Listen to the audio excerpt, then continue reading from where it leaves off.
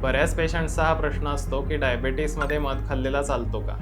तर पहिल्यांदा आजकाल बाजारात जो मिळणारा मध आहे तो कितपत शुद्ध आहे ह्याच्यावर शंका असल्यामुळे थोडंसं त्याचे गुण नक्कीच बदलतात आणि आयुर्वेदात जे मधाचे गुण सांगितले ते आत्ताच्या मधाने मिळतात का नाही ही मोठी शंका आहे. पण आयुर्वेदानुसार मध हा कफ कमी करणारा म्हणजे कफदोष कमी करणारा एक चांगलं औषध म्हणून सांगितलेलं आहे आणि कफदोषाचीच सगळी कारणं ही प्रमेहाची असल्यामुळे तो प्रमेहात म्हणजेच मधुमेहात म्हणजेच डायबिटीसमध्ये चालतो. परंतु त्याचं प्रमाण हे थोडंच असलं पाहिजे आणि मध हा गरम गोष्टींबरोबर चालत नाही, त्यामुळे तुम्ही तो पूर्ण साखरेचं रिप्लेसमेंट म्हणून चहा कॉफीमध्ये वापरू शकत नाही. त्यामुळे जर खूप क्रेव्हिंग होत असेल तर काही वेळा मध खाणं हे उपयुक्त ठरू शकतं डायबिटीसमध्ये, पण ते ठराविक औषधांबरोबर घेणं जास्त चांगलं आहे. ह्याच्या उलट मॉडर्न मेडिसिनमध्ये मध आणि साखर आणि गूळ हे सगळे एकाच कॅटेगरीमध्ये धरले जातात आणि त्याच्याने शुगर वाढतेच असं त्यांचं म्हणणं आहे.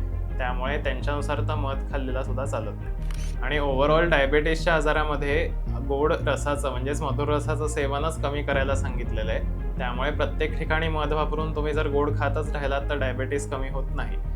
प्रत्येक गोष्टीला सबस्टिट्यूट नसतो, पण कधीतरी क्रेव्हिंग झालं म्हणून किंवा औषधाबरोबर असा तुम्ही मध नक्कीच वापरू शकता. अशाच आरोग्याच्या टिप्ससाठी फॉलो करा मेधामृत आयुर्वेद.